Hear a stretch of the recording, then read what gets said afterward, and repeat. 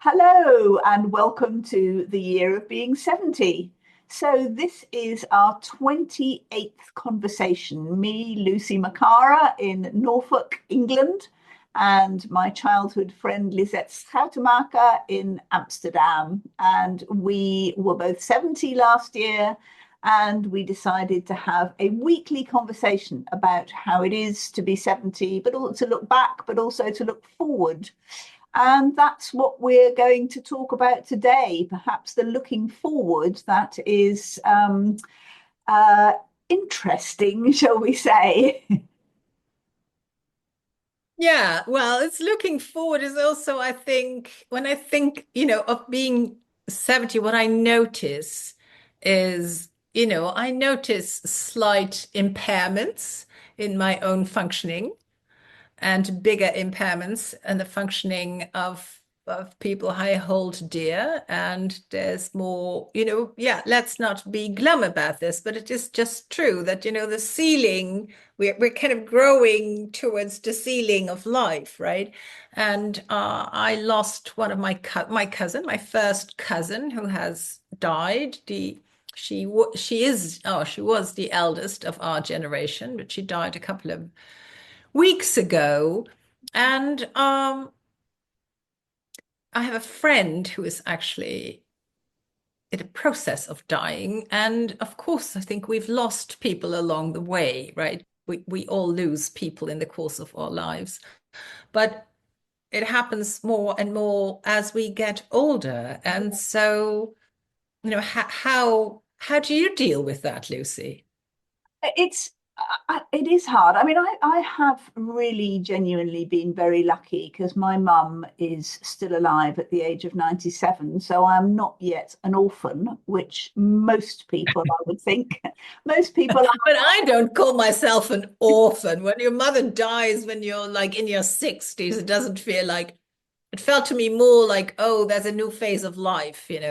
But Yes, yeah, an I know, but orphan, I saw yeah. somebody say that on social media or somewhere the other day, talk about yes, when your parents die, you are an orphan. But it sort of feels like that, doesn't it, in a way? I mean, I'm asking you because I have one parent alive still. So I mean, I think, the difference is that I am not the next in line yet. But I will be, obviously. I'm the eldest in my family. So technically, if we're sort of looking at it in a chronological sense, I will be the next to go. I was saying, I am lucky in that I haven't experienced many deaths yet of close friends or relations, and not from old age. I mean, a good friend died last year very suddenly, and very quickly of something unexpected. I don't know that I really sort of thought about that as an age thing. I mean, it could have. I mean, of course, it was to some extent, but she was younger than me, and but yes, it is. I mean, certainly you must be. I mean, we must both be more aware of it. It goes without saying, really, that we feel older. I certainly feel older physically. I feel older. I I could list all my ailments, as old people are, kind of very prone to do, and I think enjoy doing, comparing, what's wrong with you, what's wrong with me. So, I have backache. My ankles aren't brilliant. My knees are okay. My hips hurt a bit sometimes. I wake up in the morning and it's, I feel fine in bed, and then, getting out of bed, there's, something twinges in my back. There's that kind of thing, which I guess is only going to get worse. At the moment, it's perfectly bearable, um, but it will get worse, obviously. Yeah, so I think, I mean, we're far from wanting to complain about being 70 because I think, some of our friends, as you said, have not made it to this age. So it is wonderful to have made it to this age and to feel that we are mostly still compos mentis and vigorous enough to lead our life and not need care, which, at our age would maybe be young.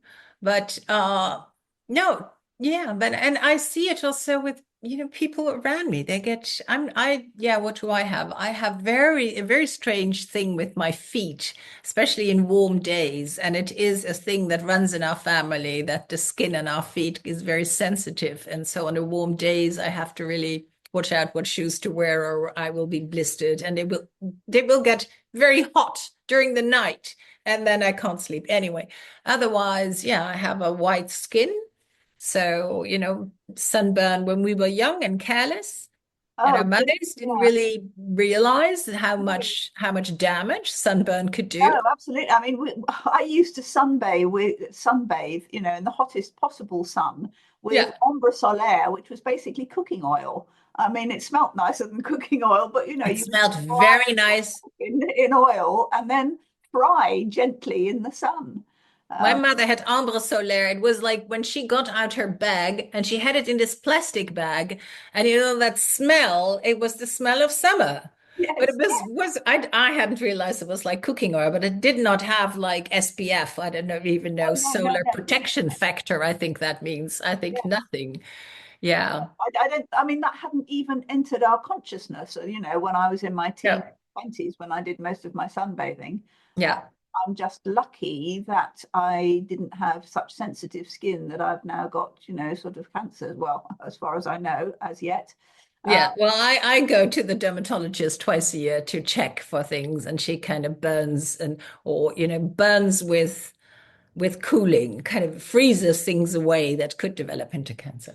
Yeah. But otherwise, I'm still fine. What I do notice, and this is really embarrassing, is that I can have intense conversations, for instance, at a conference where you speak to many people, but they don't register. And the next time I just, say my name to this person, and this person kind of looks puzzled because we've had this conversation and it hasn't registered in me. And also the faces, especially of younger people, I just don't remember them. And it feels as if I'm not interested, which isn't true, but I'm finding it difficult. And also now that I notice that it is really a pattern, I do say, I don't remember you. It's nothing personal. It just has to do, gray hairs, kind of, I can do like this. It has to do with, but that's how I see that some part of my brain isn't functioning as well as it did. Yeah, no, I noticed that too. I mean, I've had a couple of occasions recently when somebody's kind of come up and sort of obviously felt they've known me and we've talked or we've met, and I simply cannot place them anywhere. And that, yeah, and I used to have an exceptionally good memory for that. I used to be able to meet people, know their faces, and always be able to place them, and also always remember the name to the face as well. And I was particularly good at that. So that's now really annoying that I can't do that anymore. It was sort of yeah, something I used to be quite proud of, and now it's just, yeah, It's actually quite moving that you have this too, because I have only recently kind of started to name it within myself as something that is like a problem or an issue, and I haven't really spoken about it much. And I mean, the fact that you have it too is in a way, relieving, although I wouldn't wish it on anybody because it is not, yeah, it just sounds so unkind and so uninterested, but both of us are not uninterested in other people. It's no, just no, like I wouldn't want to either forget anybody or upset anybody. It's really, yeah, it's horrible when it happens for them and for you. But it's interesting what you say about not naming things. I mean, I do feel that I kind of, there are certain things that are creeping up on me that I sort of recognize as old age, the symptoms, but I'm not willing to admit that they exist. I think, oh, maybe I you'll don't admit to them now, I'm Lucy. just noticing it more now. That's all. It's not actually getting any worse, or I'm not actually, having this whatever it is because of age. It's just, I mean, one of the things I seem to be doing at the moment is that absolutely typical thing, and everybody says, "Oh, I do that too," but it's putting something down and then forgetting where you put it. And I do feel that it's getting worse for me, and that is just so irritating. And um, Yeah, and silly, sort of leaving things in really silly places.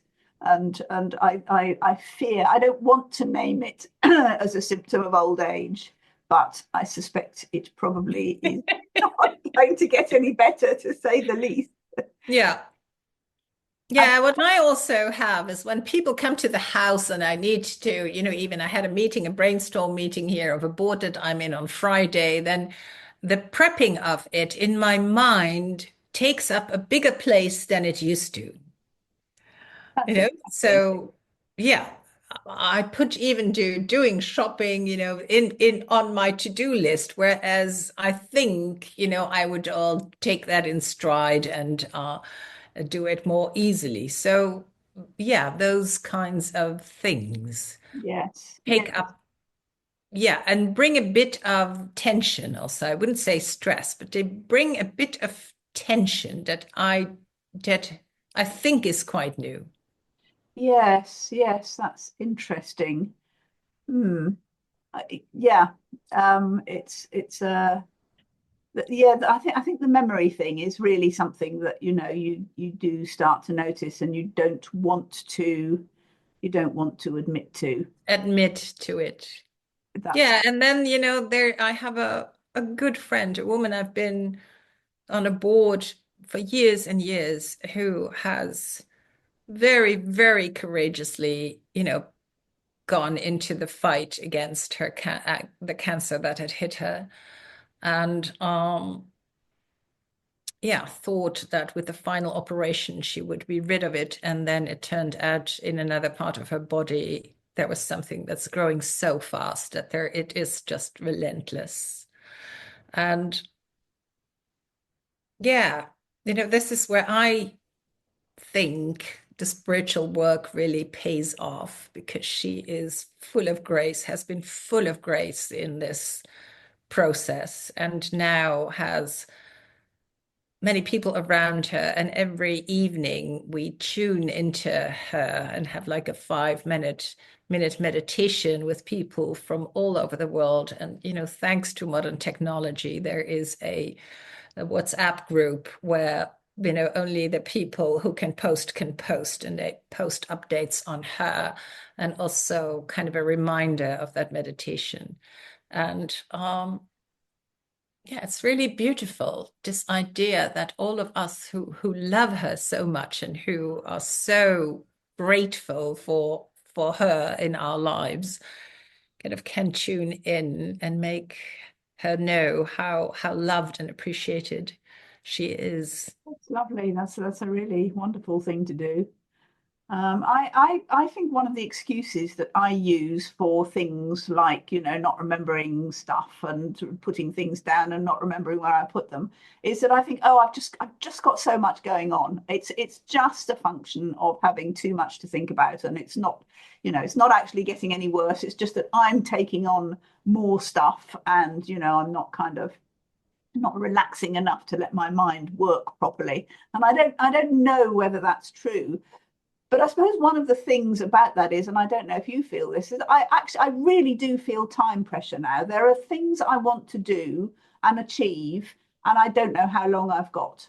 And I didn't feel that so much before I actually hit the number 70. And now I really feel that I have to get on. I kind of, in my mind, I've got 10 years where I think I can be sure or hopeful that I'm going to be able to keep working, but I don't know, of course, and it could be longer for all I know. I mean, there are plenty of people who go Yes, or we could fall over tomorrow. I mean, let's not on. invoke this, but it could happen. No, Yeah. exactly. But there are projects that I've, had in my mind, and I've talked about this before, all, for years and decades. And one of those is writing fiction, and there are other things that I want to do, and other things I feel that I need to leave my family in a more prepared state. I mean, in my case, financially and sort of functionally, because if I did just go, it would be very difficult for some people. And I think in a way I put off doing that, because it's sort of, if I do it, it's final, it's done, then I could go. And I don't want to have that. I don't want to be in that place, I think, in a way. Okay, so there's some superstition here that when you've got your things in order, then you know your time is somehow up. So Yes, then you yes. postpone getting your things in order.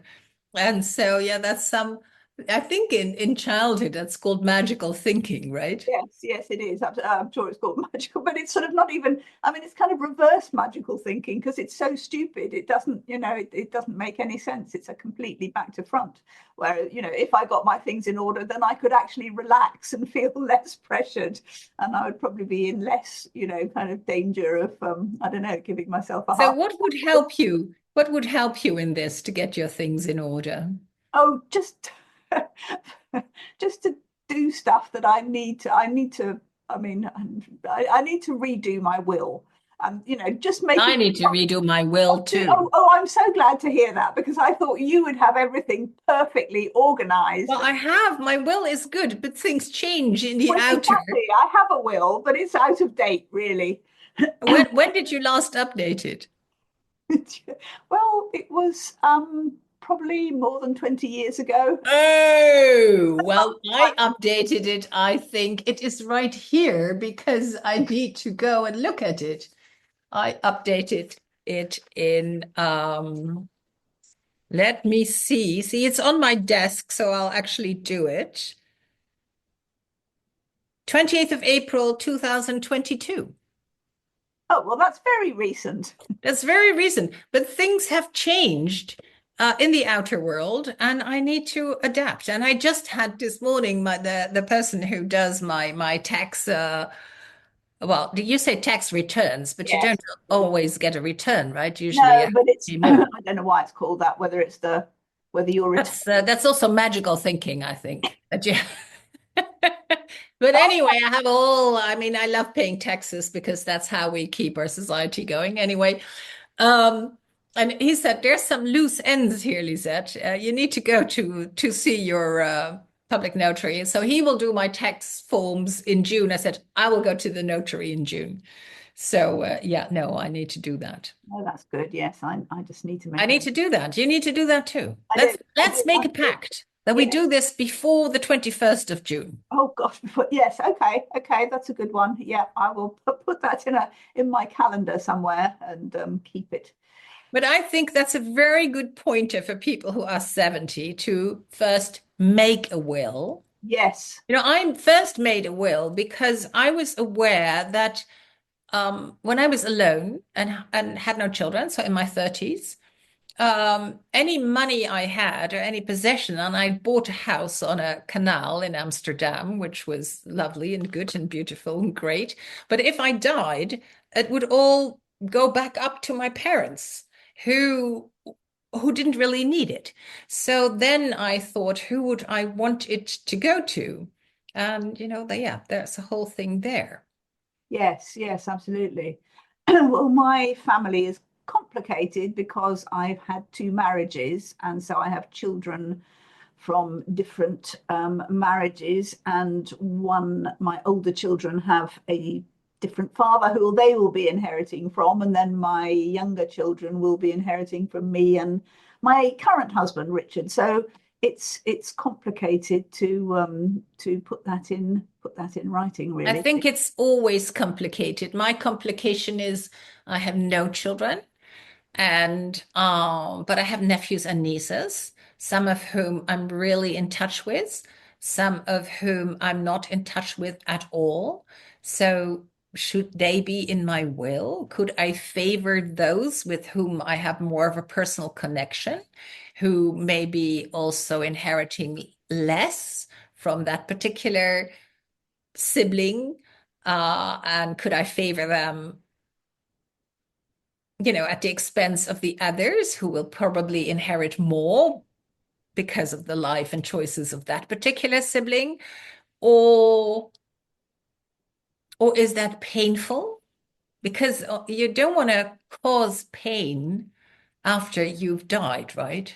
No, no, absolutely, absolutely, yeah.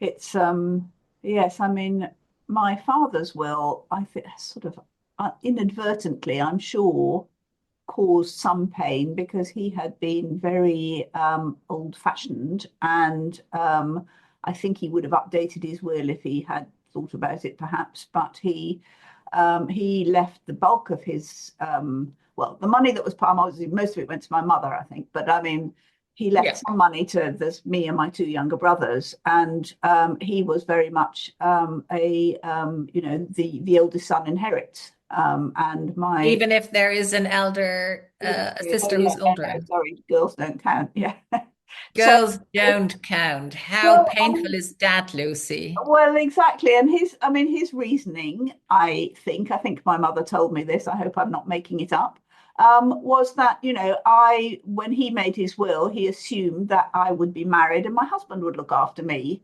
while, my eldest brother would need the most money. And I don't quite know why he'd need more than my younger brother, but, I think either my youngest brother and I kind of got a half, 25% each, as it were.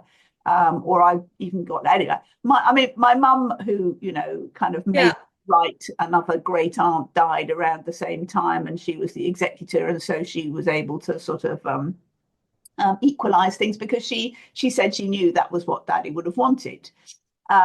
But it is, there's still a kind of, even though it was his view, goodness knows how long ago he made that will, there's a little pinprick Yeah.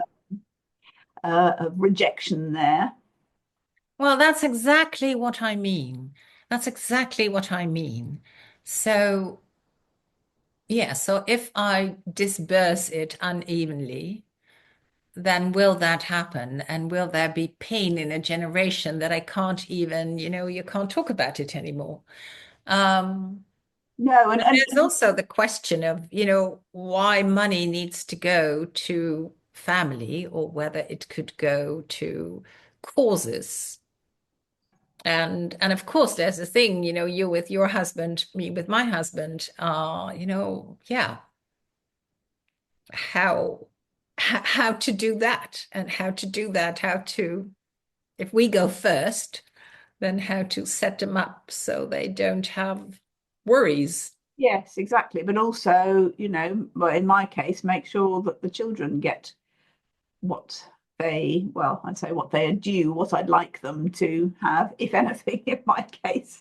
But yeah, it is, and unless you sort of, unless you write an explanation for everything, then, people can ask forever after, I wonder why she did that. And that was really mean. And why did she leave him out? And That's actually a very good point to write an explanation.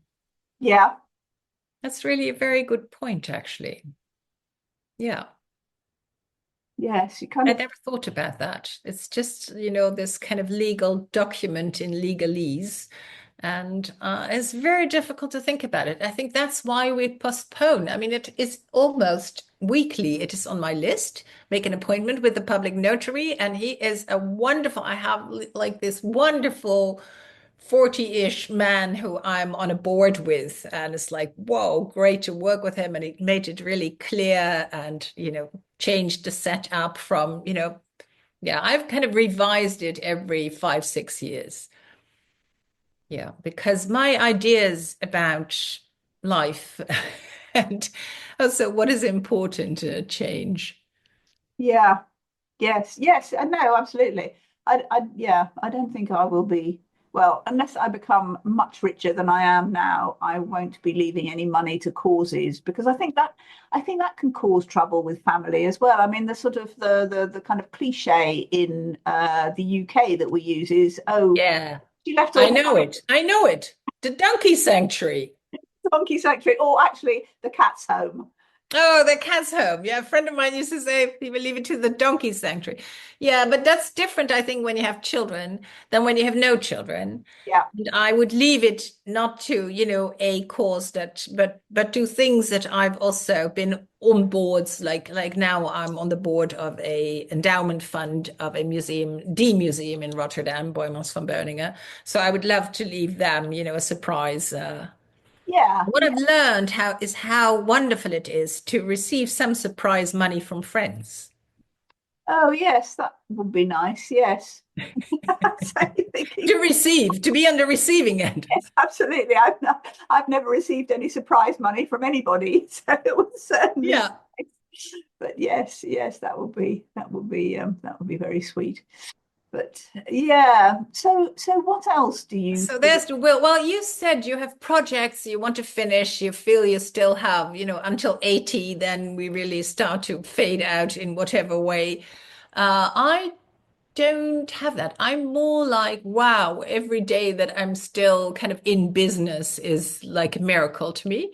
And I don't really have, but I don't think I ever truly had. I'm more a responder than a creator, even though I've written, books, but they were also kind of a response to something within me. But I don't have, I need to achieve this or do that, There's or no book you want to write or something that you feel is unfinished in your life as yet? that's that's an amazing question, actually. That's an amazing question to ponder. Is anything unfinished in your life as yet? I think, I mean, it's all unfinished, and then also nothing is unfinished. And I've tried really for a long time to live as, if I don't wake up tomorrow, okay. No, I don't have like postponed things I haven't done that I would have wanted to do for a long time, and I haven't done them, No. but for revising my will. Well, that's enough. That's a document that has to be Yeah. finished. No, if I write another book, then great. But if I don't, then, then it wasn't to Meant to be. be. No, I think you've got a better kind of take on, what's meant to be is meant to be and what's not is not. I constantly feel guilt that, I am meant to be doing things and I'm not doing them, and that sort of sits at the back of my mind quite a lot.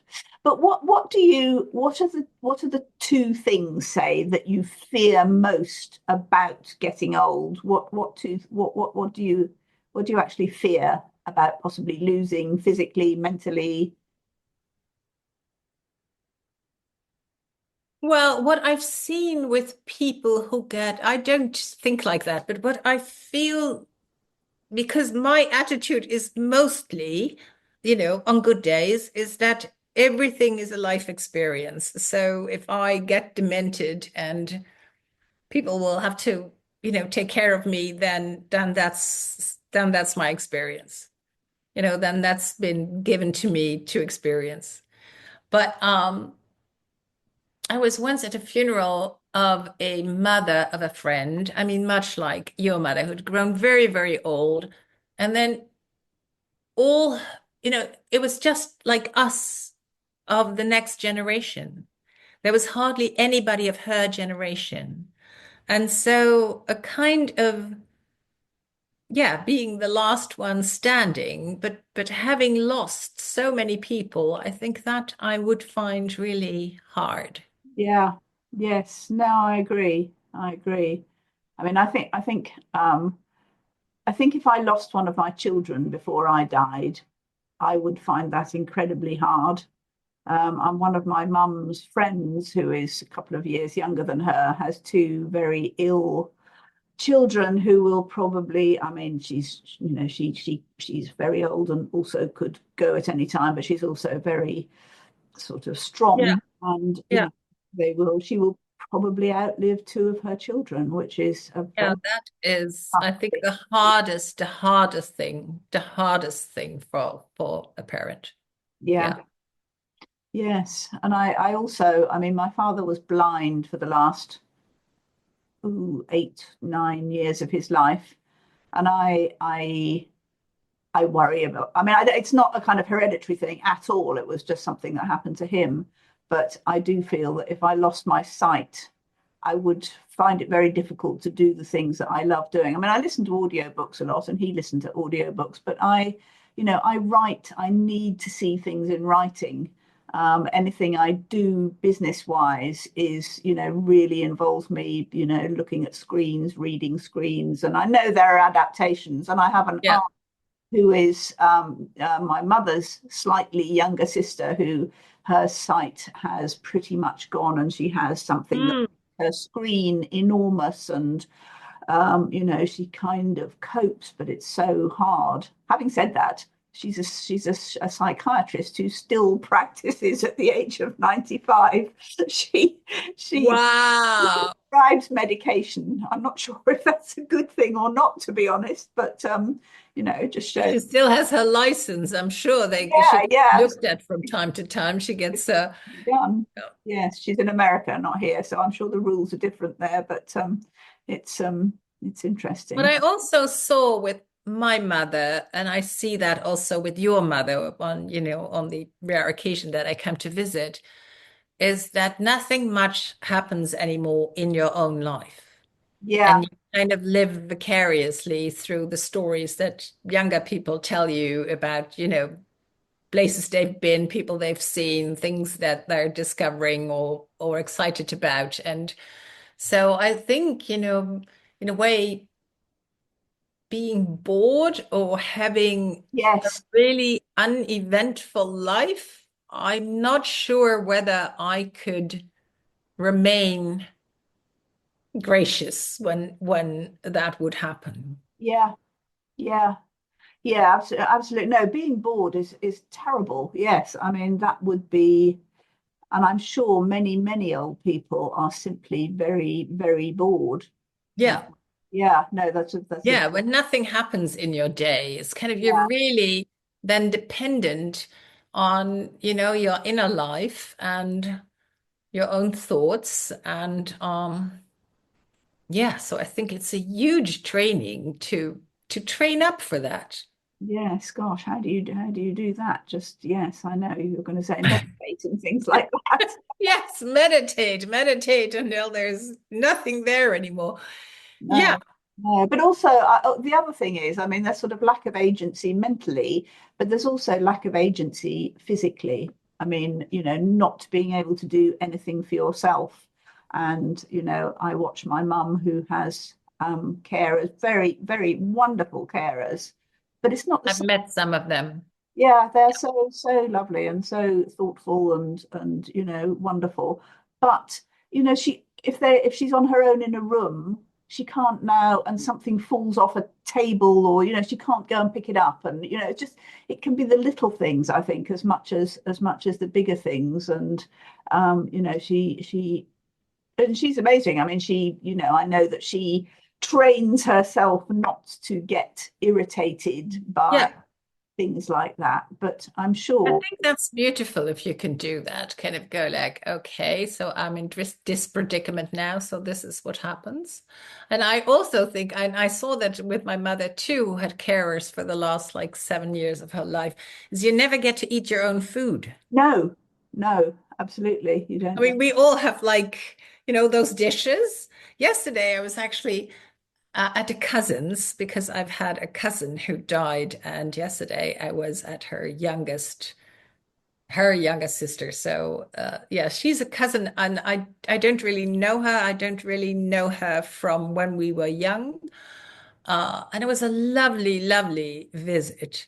And she had albums also of our grandmother when our common grandmother was first married.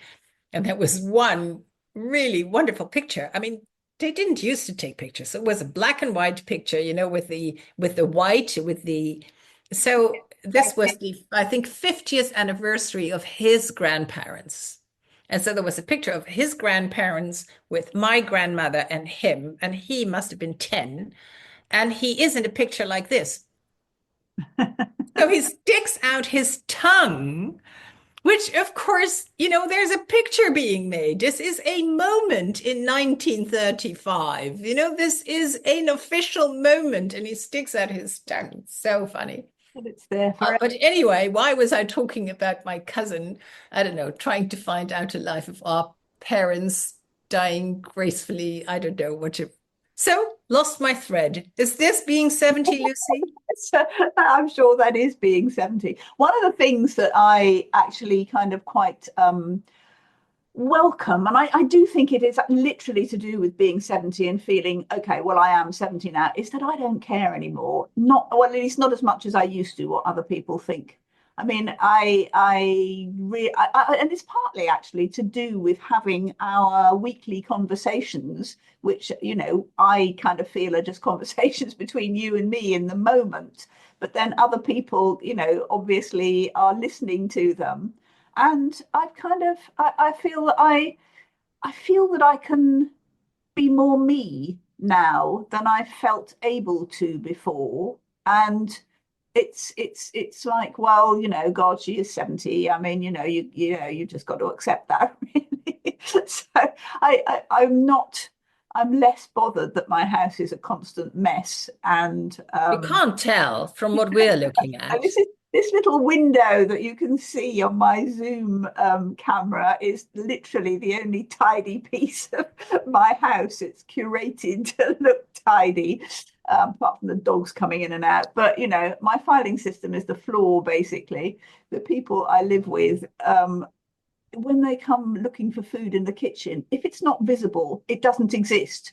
So, lots of stuff is out of cupboards and out of places because, they need to be able to find it. So, and I know it really, I think, what does it matter in 20, 30 years' time? Nobody will care whether my files were kept tidily or, my food was put away in the kitchen. It just doesn't matter. So I feel a bit kind of released by that. And if I if I behave eccentrically, and I don't think I know if I do or not. And it's quite possible that I am. I mean, like you, I mean, I think I'm quite odd. I think we've both said this before. We think we're Yeah, yeah, we like to be a odd. bit odd, but I don't try not to be odd anymore. At least not as much as I used to. I think that's something I kind of rather like with being 70 and being older, and take it or leave it kind of thing. Yeah. I mean, in a way, I have that too. And I can get completely kind of, I don't know, wonder whether anything I've done means anything, or whether I have been useful at all, or whether I have actually kind of misunderstood everything slightly and been a bit off, as my mother always used to say, and somehow functioned anyway and done things. So I can also go into complete worthlessness, but yeah, not so much. I don't think not so much in comparison with other people. Yeah. Yes. No, I question whether, anything I've done has any value whatsoever. And, but then again, most people's lives are like that, aren't they? And sort of when the people who actually know you in life, when they pass, you are gone completely then. You're not even there in people's memories unless, we happen to have books, but who will read our books in 50 years' time? Probably nobody at all. But well, maybe the No, elder I think there's just a few. We went to the opera of Dido and Aeneas by Purcell. So he wrote this 350 years ago, and it is still being performed. It actually has, Jos and I have a little file called the funeral file with music that we would like to have played at our funeral. And one of them is Dido's Lament. When I am laid in earth is such a beautiful song, and Annie Lennox sings it also very, very beautifully. So that's in our funeral file, which, when do you start to keep a funeral file? Not when you're 30. I mean, this is kind of a recent, I think we've had it for 4 years or so, maybe after my mother died, and we kind of, oh, what does she want on her funeral? Oh, we better kind of start a funeral file because we don't even have children who will know what we like. Um, but anyway, I thought, wow, this opera is, he wrote it 350 years ago. We still enjoy it. And then the story of Dido and Aeneas is much older than that. It's like 2000 years old. So some things continue, but it's not about, I mean, I don't need to be personally kind of glorified or remembered no, or no, no, absolutely. no, Don't no, it's feel just, into that at all. It's, Yeah. I don't think in terms of, people talk about, their book or their business or their whatever is their legacy. That doesn't resonate with me at all. I'm not interested in having a legacy or being remembered, No. except possibly by, family or something, friends. But I mean, it's not something I hanker after. It's not something I worry about. People will either remember you or not. And, No, but in the greater scheme of things, I still would hope that I've had a positive influence. yes, I would prefer Life to. affirming life. Yes, I would prefer to feel that I have left the world in a slightly better place for one reason or another than I found it, that I've added positively to the sum of whatever, my existence was, rather than had a negative effect. But of course, you never know really, do you?